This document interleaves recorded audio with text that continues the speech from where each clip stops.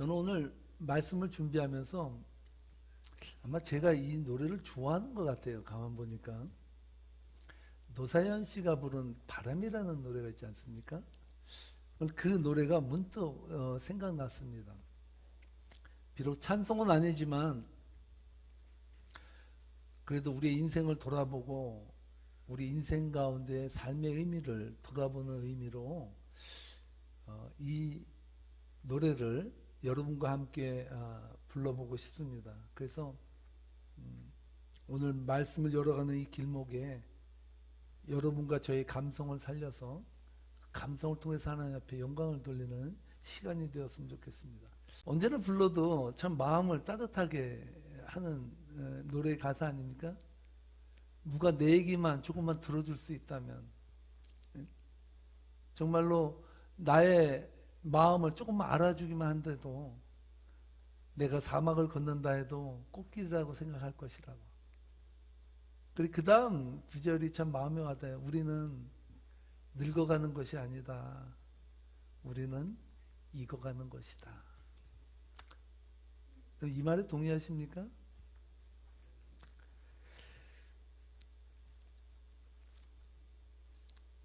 요즘 현대인들이 가지고 있는 강박 중에 하나가 뭔지 아십니까?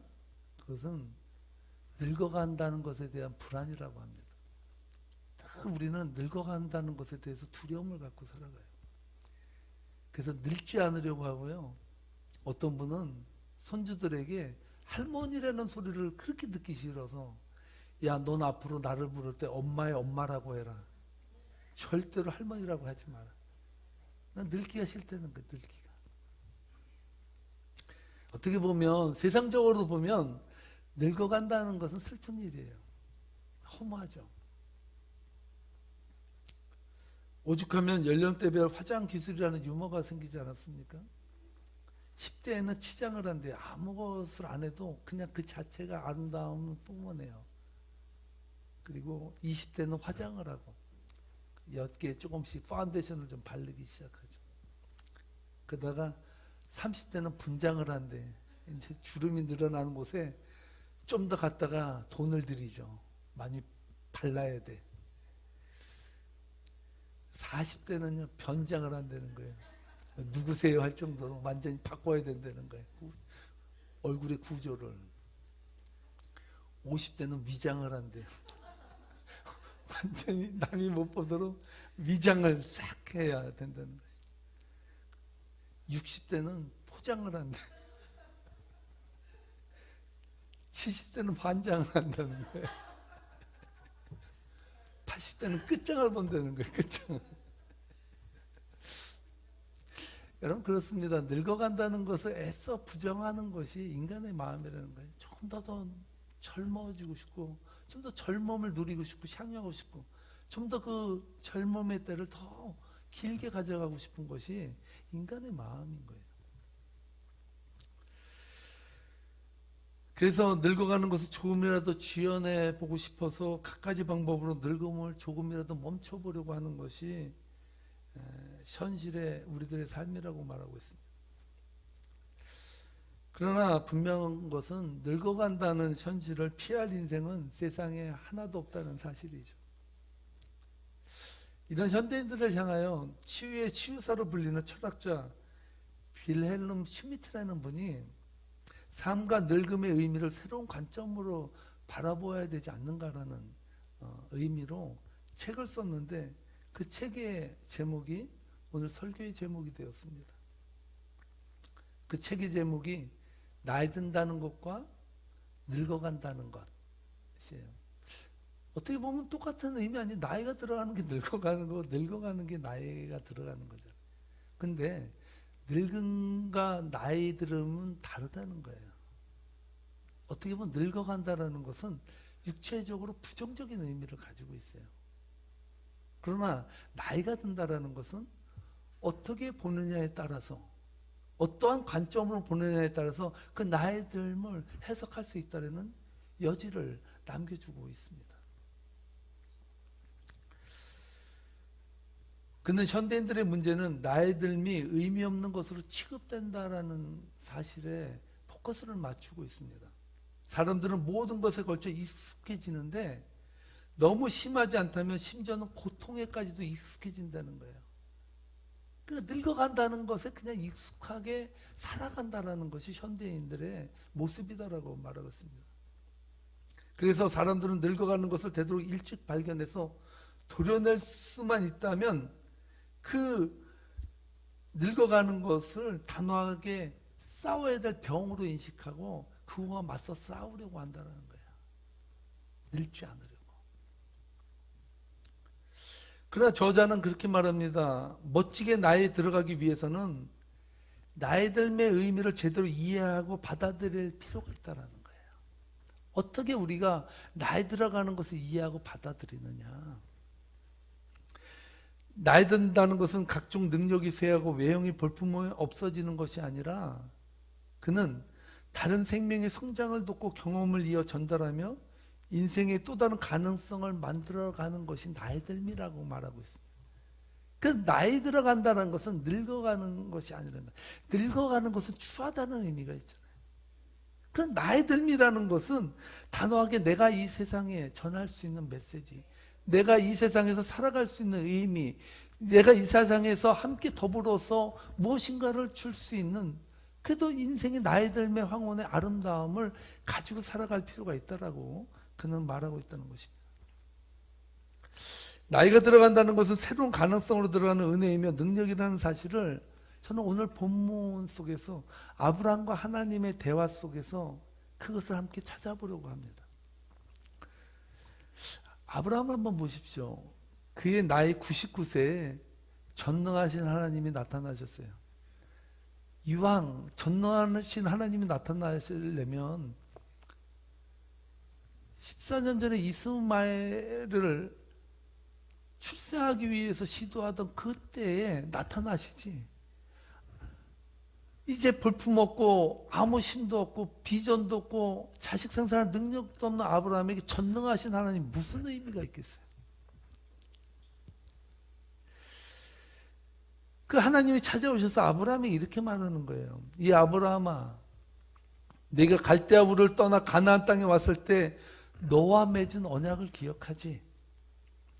그 언약을 지금 내가 이루기 위해서 너를 만나기 위해서 왔다라고 말하고 있습니다. 아니 하나님도 무심하시지. 남자의 기력이 조금이라도 남아있던 13년 전에 나타나시지 않고 이제서 나타나서 그 언약을 기억하신다면 어쩌란 말이냐라는 뉘앙스를 느낄 수 있습니다.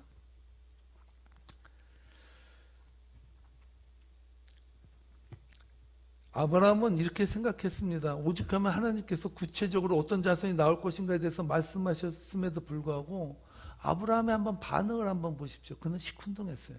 우리 다 함께 17절로 18절 말씀 함께 읽어보도록 하겠습니다.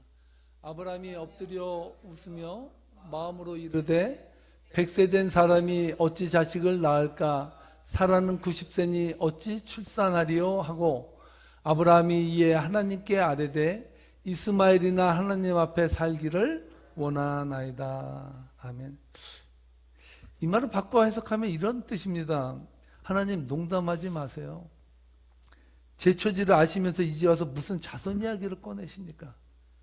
그저 하나님이 주신 이스마엘이나 잘 살도록 도와주시면 저의 인생은 그것으로 만족할 것입니다. 이러한 뉘앙스의 고백을 아브라함은 했습니다. 늙어가는 처지에 이제 와서 무슨 비전을 갖고 꿈을 꾸며 새로운 자손에 대한 설렘을 가지고 살 수 있느냐라고 아브라함은 하나님께 말하고 있는 거예요. 나는 이제 아무런 희망도 없다. 아무런 비전도 없다. 꿈도 없다. 그냥 이대로 나는 늙어가다가 주님 하나님의 부름을 받고 가면 된다라는 생각을 아브라함은 갖고 살았던 것입니다. 여러분이 아브라함이었다면 어떻게 했습니까? 나이 99세에 아브라함이 여러분을 찾아와서 인자야 내가 너로 하여금 큰 민족을 이루어줄 거야. 내가 너로 하여금 너의 후손에서 왕이 나오는 놀라운 역사를 내가 베풀어 줄 거야. 이렇게 말한다면 여러분들의 가슴이 설레겠습니까? 힘이 있어야 설레죠. 힘이 있어야. 늙어가는 것을 슬퍼하며 그저 하루하루를 견디는 것이 내 처지라고 우리는 생각할 수밖에 없는 나이가 아브라함의 나이였다는 것을 알 수 있습니다. 그런 아브라함을 향해서 하나님은 구체적으로 특단의 조치를 내리십니다. 오늘 4절 5절 말씀인데 어떤 특단의 조치를 내리십니까? 함께 읽어보겠습니다. 보라, 내 언약이 너와 함께 있으니 너는 여러 민족의 아버지가 될지라. 이제 후로는 내 이름을 아브라함이라 하지 아니하고 아브라함이라 하리니 이는 내가 너를 여러 민족의 아버지가 되게 하려 함이니라. 아멘. 하나님은 늙어가며 무기력해가는 아브라함을 향해서 아마도 이렇게 말하셨을 것입니다. 그건 네 생각이고 네 생각으로 전능하신 하나님을 제한하지 말라. 네가 살아온 방식으로 네가 생각하는 네 이성의 선으로 하나님을 그 자리에 두지 말고 전능하신 하나님의 역사가 우리의 삶 가운데 이루어지는, 늙어가는 것이 아니라 나이 듦을 추구하는 인생으로 변하도록 하나님께서 이끌어 가신다는 것을 신뢰하고 나오라고 하나님은 말씀하고 있는 것입니다. 여러분, 하나님은 얼마나 신실하신 분입니까? 아브라함이 아무런 비전과 꿈과 목적도 없이 그저 이스마엘만 바라보며 현실에 안주하며 늙어가고 있을 때 하나님은 아브라함과 맺은 언약을 이루시기 위하여 아브라함을 찾아오셨습니다. 그리고 확실한 언약을 보증해 주시기 위해서 하나님은 아브라함의 이름을 바꾸어 버리십니다. 5절 말씀인데요. 다시 한번 읽어보도록 하겠습니다. 이제 후로는 내 이름을 아브라함이라 하지 아니하고 아브라함이라 하리니 이는 내가 너를 여러 민족의 아버지가 되게 하려 함이니라. 아멘. 아브라함이라는 이름의 뜻은 여러분 잘 아시죠? 아브라함의 이름이라는 뜻은 고귀한 아버지라는 뜻이에요. 고귀한 아버지라는 것은 개인의 성품을 말하잖아요. 일개 개인으로서의 고귀한 아버지로서 살아가는 아브라함이라는 뜻이에요. 그런데 아브라함이라는 단어의 뜻은 하나님께서 손수 해석까지 해주세요. 무슨 뜻입니까? 하나님이 해석해 줬는데 뭐라고 해석하십니까? 아브라함이라는 뜻은 여러 민족의 아버지라는 뜻이에요. 여러 민족의. 일개 인격을 가진 좋은 아브라함이라는 뜻이 아니라 열국을 다스리고 열국을 이루는 놀라운 역사를 이루는 믿음의 조상의 가문이 너의 가문이 될 것이라는 역사를 하나님은 아브라함에게 주셨다는 것입니다. 여러분, 시브리적 사고에서 이름은 존재 자체를 의미합니다. 이름이 그래서 중요해요. 그래서 성경에 보면 하나님께서 이름을 이삭도 지어줘요. 이삭이라는 것은 웃음이잖아요. 웃음이라고 졌을 때 어떻게 했습니까? 사라가 웃었어요. 네가 경수가 끊어졌지만 너로 하여금 아들이 나올 것이다 했더니 웃어요. 너 웃었어? 아니요, 안 웃었는데요. 너 웃었는데? 어떻게 보면 사라는 비웃음의 웃음을 줬을 거예요. 지었을 거예요. 그러나 하나님은 그 웃음을 기쁨의 웃음으로 바꿔버리세요. 이 놀라운 하나님의 역사죠. 그래서 히브리적 사고에서 이름은 존재 자체를 의미하고요. 이름을 바꾼다는 것은 본질을 바꾸는 것과 마찬가지예요. 그만큼 중요한 거예요. 이름을 바꾼다는 것은. 현실 생활에서도 이름은 중요한 의미를 지니지 않습니까? 예전에는 부모님이 지어주신 이름을 나라에서 함부로 바꾸지 못하게 했어요. 왜냐? 어른이 지어준 이름을 고귀하게 생각했기 때문이죠. 그런데 요즘엔 이름이 삶의 질을 좌우한다는 거예요. 이름 잘못 지어가지고 이상한 이름을 받은 애는요, 인생이 꼬이고 힘들다는 거예요. 그래서 요새는요, 이름을 정부에서 개명하도록 아예 오픈해 줬어요. 삶의 질을 높이기 위해서. 그래서 대체 이름이 얼마나 안 좋길래 이름을 이렇게 법정에서 바꿀 수 있게 했을까? 그래서 제가 이름에 대해서 한번 조사를 해봤거든요. 근데 법정에서 개명 신청을 한 이름들을 보니까 저라도 바꾸겠더라고요. 어떤 분의 이름은요, 도야더라고요. 야, 도야씨? 예쁘더라고요, 도야가. 얼마나 좋아요? 도야 괜찮은데? 근데 그 앞에 성이 문제예요. 성이 강씨야. 강도야가 되는 거예요. 사람들이 강도야씨 하면 맨날 강도가 연상될 거 아니에요. 얼마나 그 인생의 운명이 슬퍼요.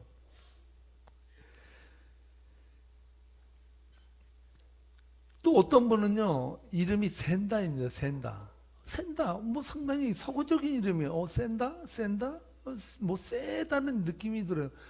참 좋아서 이것도 괜찮다 했는데 그 성이 문제야. 성이 김씨예요. 김센다야, 김센다. 아니, 그 사람만 보면 김이세. 그 인생이 얼마나 불행해요. 난 당신만 보면 김세 하면 얼마나 그게 답답하겠어요. 너무 답답해. 근데 저의 아주 머리를 한 방 딱 때린 이름이 있는데 희성의 이름은 진년이에요. 진년인데 이름이 조씨예요. 함께 붙이니까 인년이야. 제가 감히 설교에서 말할 수가 없을 정도의 이름이 돼버리더라고요. 이 진년이 얼마나 괴롭겠어요. 인생이 그냥 맨날 진년이 돼. 괴로운 일 아니에요, 괴로운 일.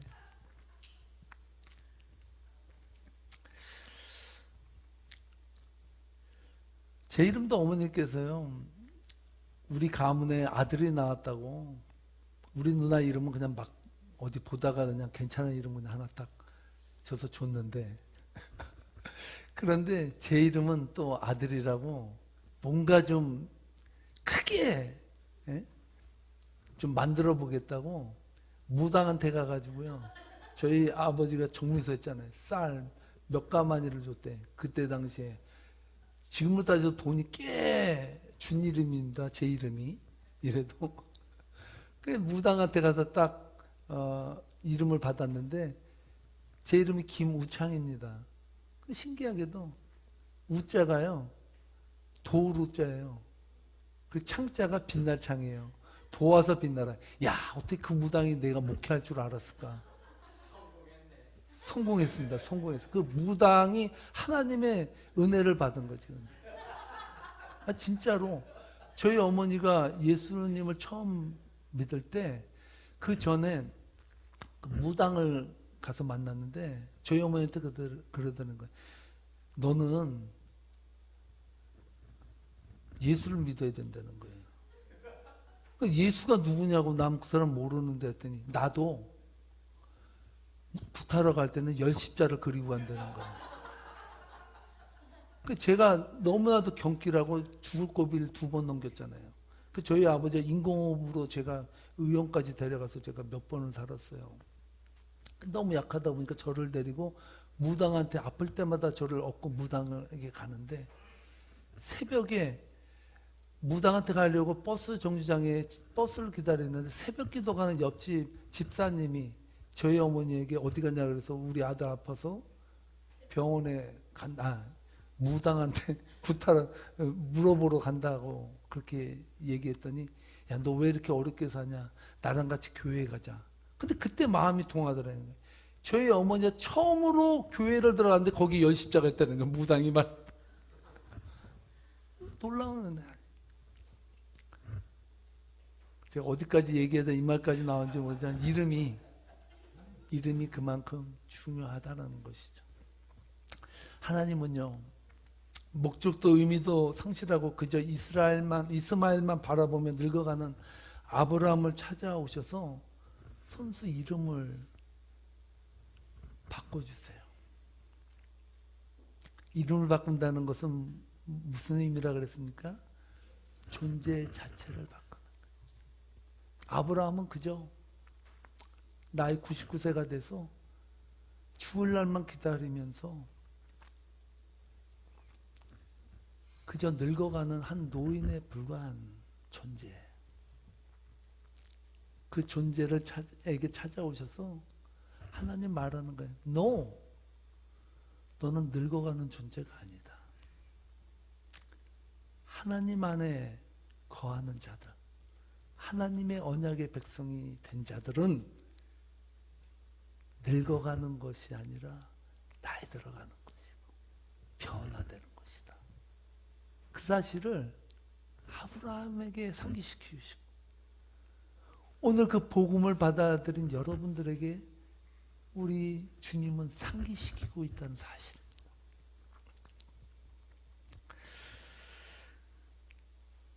하나님 말씀하시는 거예요. 내가 너의 이름을 부를 때마다, 내가 너의 이름을 들을 때마다 너를 통해 열국의 아버지가 될 것이라는 사실을 기억하게 할 것이고, 내가 기억할 것이고, 내가 그렇게 이룰 것이다. 할렐루야. 그것이 하나님의 약속이라는 사실이에요. 오늘 본문에서 그동안 하나님께서 말씀하시지 않았던 놀라운 핵폭탄급 언약을 아브라함과 다시 세우시고 계셔요. 그전에는 어떻게 아브라함과 약속했습니까? 야, 아브라함아, 너 자식 없다 걱정하지 마. 너를 통해서 너의 자손이 바다의 모래알처럼, 할렐루야, 하늘의 별처럼 무수히 많은 자손들이 너로 하여금 나오는데 뭘 걱정하냐? 걱정하지 마라, 이렇게 말했던. 근데 오늘 본문에서는 더 놀랍고 구체적으로 하나님께서 개입하셔서 변화시킬 역사를 아브라함에게 보여주시는데, 오늘 이 역사가, 오늘 이 말씀을 듣는 세계명교회 성도님들의 심령 가운데 역사하기를 주님으로 축복합니다. 그 역사가 뭐냐? 6절로 7절 말씀이에요. 함께 읽어보겠습니다.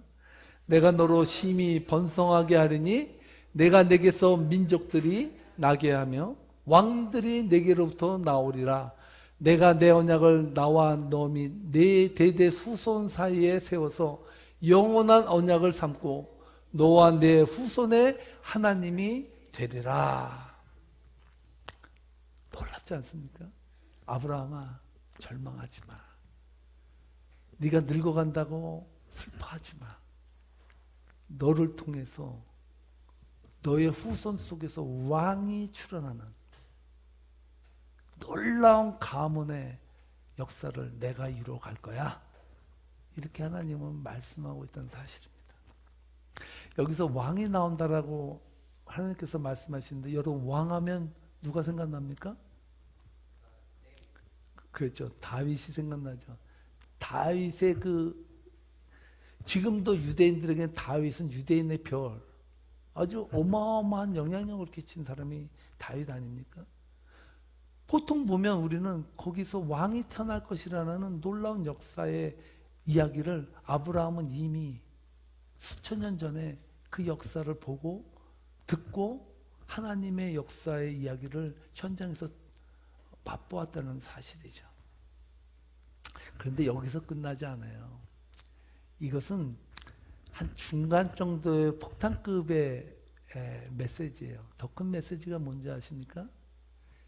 진짜 왕은, 이 세상의 진짜 왕은 인간의 모든 죄를 짊어지시고 골고다에 올라가셔서 죽기까지 복종하신 만왕의 왕이 되신 예수 그리스도가 나오실 거라는 그 예언의 말씀이 이 속에 담겨 있다는 사실. 그러므로 하나님은 인류의 죄에서 구원하신 메시아신 예수님을 아브라함의 후손으로 오게 하셨다는 거예요. 할렐루야. 오늘 여러분들은 다윗의 가문의 후손이 아니라 예수 그리스도를 왕으로 모신 후손의 자녀로 여러분들은 오늘 이 시대를 살아가고 있다는 사실이에요. 아멘도 없네요. 기뻐하지도 않아요. 놀라워서 말씀을 못 하시네. 놀라운 일 아니에요. 놀라운 일.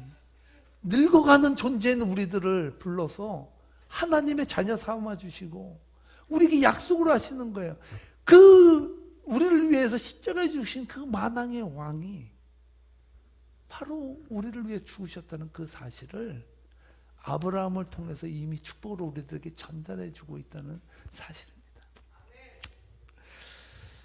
노년이 나이에 아무런 희망도 목적도 꿈도 펼칠 수 없는 나이이고 절망하며 꿈을 접어버렸던 아브라함을 통해서 하나님을 역사하시고 계획하고 계셨어요. 저는 여러분들에게 귀한 메시지를 전하고 싶습니다. 아브라함에게 주신 이 축복의 메시지가 오늘을 살아가는 여러분들의 가슴에도 심어져 있다는 사실이에요. 인생을 살면서 절망스러운 일이 왜 없겠습니까? 그리스도인들라고 해서 인생이 파라다이스처럼 고속도로처럼 뚫리듯이 날아가는 인생은 하나도 없어요. 바울은 오죽하면 내 인생에 하나님을 만나서 환난과 곤경과 박해와 역경을 받아서 살 소망까지 끊어졌다라고 고백할 정도로 하나님 앞에 고통을 호소했어요. 그럼에도 불구하고 바울에게 임한 놀라운 역사는 뭔지 아십니까? 늙어감에 대해서 걱정하지 않았다는 거예요. 한번 증명해 볼까요? 우리 다 함께 고린도 후서 4장 16절 말씀 함께 읽어보겠습니다. 그러므로 우리가 낙심하지 아니하노니 우리의 겉사람은 늙어가나 우리의 속사람은 날로 새로워지는도다. 아멘. 여러분, 우리가 왜 낙심합니까? 왜 늙어가는 것에 대해서 후회하고 늙어가는 것에 대해서 분노하고 늙어감을 멈추기 위해서 그렇게 애를 씁니까? 우리의 겉사람은 낡아져요. 우리의 겉사람은 후패해요. 약해져요. 그건 당연해요. 그러나 바울이 고백하는 거예요. 우리의 속사람은, 우리의 영혼 날로 주님 앞에서 새로워진다. 날로 나는 새로운 인생을 살아간다라고 희망을 이야기하고 있어요. 어디서? 바울은 절망에, 사망의 끝자락에 이를 정도로 고통스러운 그 자리에서도 예수 그리스도를 가슴에 모시고 살았기 때문에 속사람은 날로 새로워지는 거예요. 이게 복 아닙니까? 이게 은혜 아닙니까? 오늘날 이 세상에서 그리스도인들이 가질 수 있는 무기가 힘이 뭡니까? 이 세상은 물질지상주의고 능력 있고 재능 있는 사람들이 우상화되는 이 시대 속에서 그리스도인들은 무엇을 가지고 살아가겠습니까? 어떤 힘이 우리를 이 세상을 살게 하는 의미가 되겠습니까? 하나 더 말씀드릴까요? 5장 17절에 보면요, 고린도서 5장 17절에 보면 바울은 한 발 더 나가서 이렇게 고백합니다. 함께 읽겠습니다. 누구든지 그리스도 예수 안에 있으면 새로운 피조물이라 이전 것은 지나갔으니 보라 새 것이 되었도다. 아멘. 여러분, 연습게임 아시죠? 연습게임. 여태까지 여러분이 살아온 인생은 어떠한 삶을 살았던 오케이, 거기까지 연습이야. 이전 것은 지나갔으니. 우리 그런 말 있죠. 이 세상에서 제일 미련한 사람이 톱밥에 톱질하는 사람이라고. 톱은 나무를 써는 거지 톱밥을 쓰는 게 아니거든. 톱밥이라는 것은 이미 잘려져서 가루가 된 문제 아니에요? 많은 사람들이 아파하고 힘들어해요. 무엇에? 과거에. 과거에 가진 상처, 과거에 얼룩졌던 슬픔, 과거에 받았던 괴로움, 그러한 것들을 우리는 늘 우리의 인생의 한 자리에 갖다 놓고 살아요. 아예 모시고 살아요. 모시고. 그런데 늙어가는 존재가 아니라 그리스도인들은 하나님 앞에 따라하시기 바랍니다. 새로운 피조물이다. 여러분들은 하나님 앞에 새로운 피조물로 세워져 있어요. 그 비전에서 하나님은 역사하고 계십니다. 그러므로 여러분들의 인생 가운데 임하시는 놀라운 하나님의 긍휼하심과 자비하심과 능력을 가슴에 새기고, 인생은 늙어가는 것이 아니라 인생은 새로워지는 것이다. 이렇게 여러분 생각한다면 늙어감이 기쁨이 되지 않겠습니까? 여러분, 오늘 이 말씀을 붙들고 정말 하나님 안에서 그리스도인으로서 받고 누릴 수 있는 것을 마음껏 누리시기 바랍니다. 그 역사를 이루신 하나님을 찬양하며 우리 하나님 앞에 일어나셔서 찬양을 함께 올려드렸으면 좋겠습니다. 험한 십자가의 능력이 있네. 다 함께 일어나셔서 이 찬양을 주님께 드리도록 하겠습니다. 간절한 마음으로 부르겠습니다. 주여 역사해 주옵소서. 목적도 없이 나는 방황했네. 소망도 없이 살았네. 그때에 못자국 난 그 손길, 나에게 새 생명 주셨네. 험한 십자가, 험한 십자가에 능력 있네. 거기서 나의 삶이 변했네. 찬양하리 주 이름 영원히. 주의 십자가 능력 있네. 나는 믿네. 나는 믿네. 칼보리 언덕 십자가 주님. 나는 믿네. 그 누가 뭐라 해도 이 세상 다 지나고 끝날이 와도 험한 십자가 붙들겠네. 나는 믿네. 나는 믿네. 십자가에서 못 박힌 주, 오늘도 새 삶을 주시네. 날 새롭게 하셨네. 나는 피조물 십자가 잡고 살아가. 나는 믿네. 칼보리 언덕 십자가. 나는 믿네. 칼보리 언덕 십자가. 나는 믿네. 그 누가 뭐라 해도 이 세상 다 지나고 날이 와도 험한 십자가 붙들겠네. 험한 십자가 붙들겠네.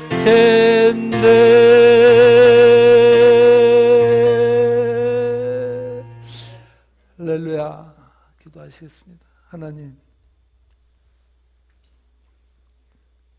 인생길 지치고 방황하고